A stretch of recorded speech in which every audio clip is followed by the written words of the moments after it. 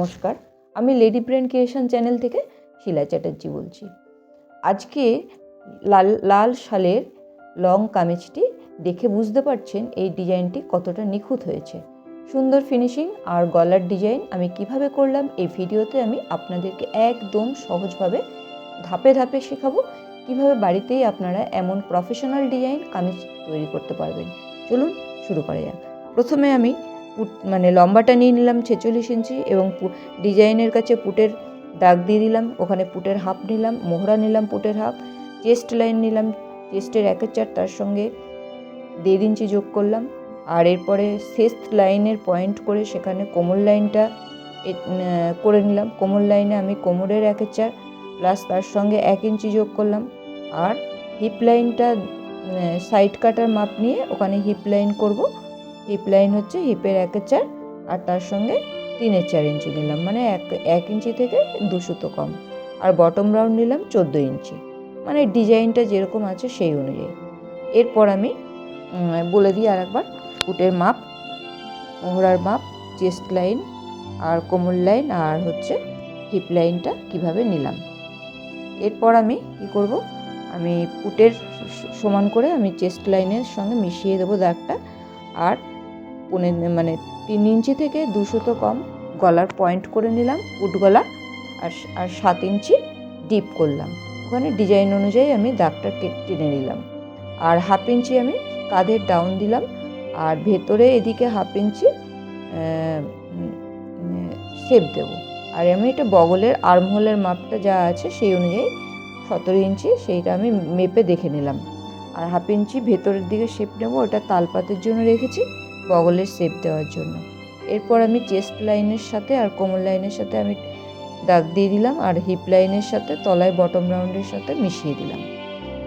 এরপরে আমি সাইডে যেরকম রাখার কাপড় মোড়ার জন্য 1 ইঞ্চি, এদিকে 1.5 ইঞ্চি করে বগলের দিকে রেখেছি 1.5 ইঞ্চি করে, আর তলায় হচ্ছে 1 ইঞ্চি করে রেখেছি। এরপর আমি দাগটা তুলে নিলাম পেছন দিকে, যাতে আমি বুঝতে পারি কোনখান দিয়ে দাগটা গেছে। এরপর আমি কাটিং করে নিলাম। এই কামিজটি খুবই সুন্দর, আপনারা কিন্তু অবশ্যই নিজেদের জন্য বানাবেন এবং আমাকে কমেন্টে জানাবেন কেমন, কিভাবে কোথাও যদি কোনো অসুবিধা হয় আমাকে জানাবেন। আমি অবশ্যই আপনাদেরকে সমস্ত প্রশ্নের অ্যান্সার দেব। এখন আমি কাটিং করে নিচ্ছি, দাগ অনুযায়ী কাটিং করে নিলাম।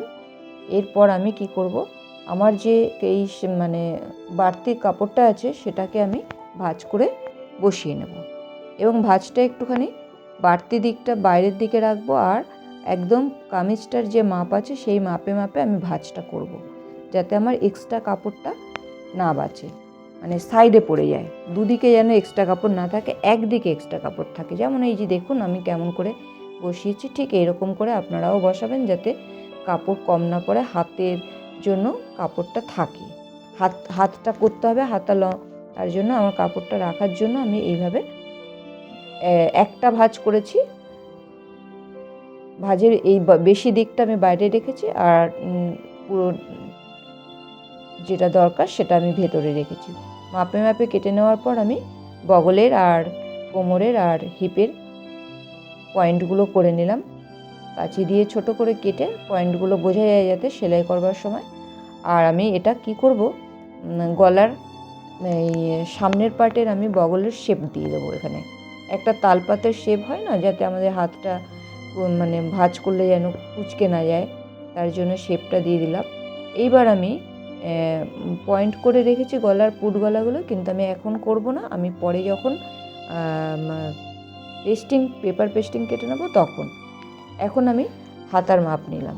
হাতায় আমি এখানে হাতায় জোড়া দেব সামনের দিকে। এটা হাতাটা হবে 17 ইঞ্চি লম্বা, এটা আমার আছে ওই 10-এর মতন আছে। আমি 10 ইঞ্চিকে 3.5 ইঞ্চি আমি শেপের জন্য তলার দিকে দূরে দাগ টেনে নিলাম। ওখানে বগলের ফিতে দিয়ে মেপে নিলাম আমার 18 ইঞ্চি আছে কিনা, দেখে নিলাম 18 ইঞ্চি আছে কিনা। এরপর আমি লম্বাটা আমি এখানে এক্সট্রা যেটা কম পড়ছে ওটা আমি রুমাল কাটের মতন ডিজাইনটা দেব। এবার এখানটা আমার 6 ইঞ্চি মতো মোহরা, হাতের মোহরার কাছে দাগ পয়েন্ট করে আমি হাতাটা ড্রয়িং করে নিলাম। আর যেটা আমি মানে রুমাল কাটের মতন আমি ডিজাইনটা দেব, মানে সেটা আমি কাপড়টাকে আগে ড্রয়িং করে নিচ্ছি। আমার যে ওই যে 6 ইঞ্চি হাতায় যে মোহরাটা আছে ওখানে যেন আমার এই কাপড়টা যে আমি ফিতে দিয়ে মাপছি, এই মাপটার সাথে যেন আমার ওই 6 ইঞ্চি মোহরার সাথে যেন মিলে যায়। হ্যাঁ, এখানে যে 6 ইঞ্চি মোহরা আর এই 6 ইঞ্চি, দুটো 6 ইঞ্চি যাতে জোড়া দিলে এক থাকে। আর আমার এদিকে একটা মানে খুব সুন্দর একটা ডিজাইন হয়ে যাবে। হাতাটা এখানে জোড়া দিচ্ছি, এখানে আমি 5 ইঞ্চি মতো নিয়েছি চওড়াটা, তাহলে 5 না, এখানে প্রায় 6 ইঞ্চির মতো আছে। আর আমার এদিকে 11.5 মতো লম্বাটা আছে। এটা সামনে আমার ডিজাইনের জন্য আমি এইভাবে করছি। সেলাই জানা থাকলে অনেক রকমভাবেই করা যায়। আমি এটা আমি এরকমভাবে লাগাবো, ভাঁজটা খুলে আমি এভাবে লাগাবো হাতার ডিজাইনটা হয়ে গেল। এরপর আমি কুটকা মেরে আমি একটা শেপ দিয়ে নেব, যেটা আমার সামনের পার্টের দিকে থাকবে, সেই দিকটায় একটু কাটিং করে ফেলে দিলাম 1/2 ইঞ্চি মতো। এরপর আমি চলে যাব সেলাইতে। চলুন দেখা যাক আমি সেলাই করেই আনছি পাশাপাশি। প্রথমে আমি গলার পেপার পেস্টিংয়ের মধ্যে আমি দাগ ছাপটা তুলে নিয়ে আমি দাগটা কেটে নিচ্ছি। কারণ কি গলা আমি আগে কাটিং করব না, আমি পেস্টিংটা আগে রেডি করে পেস্টিংটা ওপর দিয়ে বসিয়ে দেব, তারপর আমি গলার পট্টিগুলো এভাবে লাগিয়ে নেব।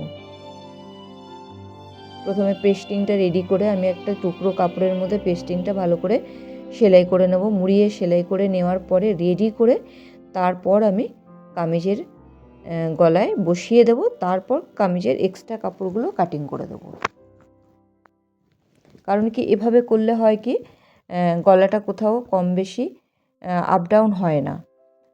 যদি আমি আগে গলার পেস্টিংটাকে পেপারে কাপড়ের মধ্যে সেলাই করে রেডি করে নিই, তারপরে যদি আমি সামনের পার্ট পেছন পার্টে বসিয়ে তারপরে যদি গলাটা কাটিং করি, তাহলে হবে কি গলাটা ভালো বসবে এবং কোনো আপ ডাউন হবে না। গলাটা আমার মোটামুটি রেডি করে নেব এক্ষুনি। আমি রেডি করাটা দেখালাম না, আমার গলাটা বসিয়ে নিলাম। পেস্টিংটা কাপড়ের উপর বসিয়ে আমি সামনের গলায় আর সামনের গলা পেছন গলা রেডি করে নিলাম। এরপরে আমি দুটো কাঁধ জোড়া দেবো।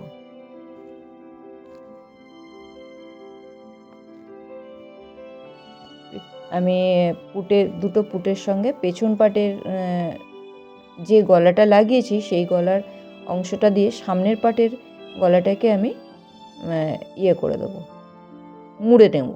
এরপর আমি সেলাই করে নেব।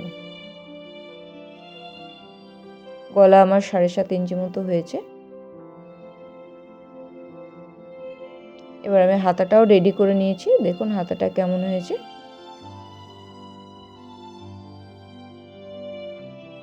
দুটো হাতা রেডি করে নেওয়ার পরে আমি পুট দুটো লাগিয়ে হাতা লাগিয়ে নেব।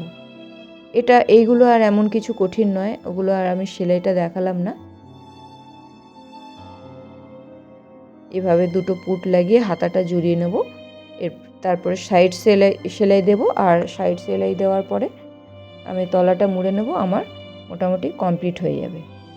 এরপর আমি সামনের পার্ট আর পেছন পার্ট গলার পুটটা মোড়ার পরে হাতা জোড়া দেবো।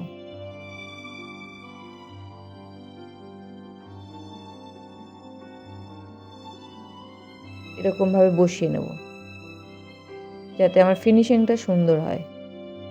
এমনভাবে সামনের পার্টের সঙ্গে পেছন পার্ট বসাবো যাতে ফিনিশিংটা দেখুন কি সুন্দর, একদম প্লেন থাকবে, ওরকম দেখাবে।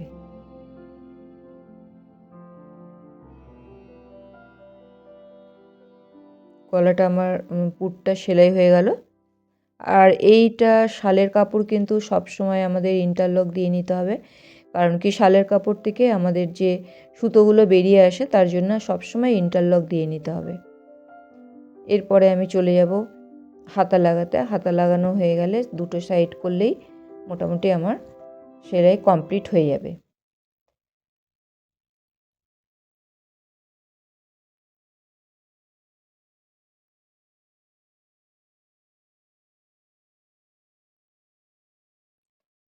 এইভাবে যদি আমি কাঁধগুলো যদি ঠিক মতো যদি জোড়া দিই তাহলে কিন্তু ফিনিশিংটাও ভালো হয়।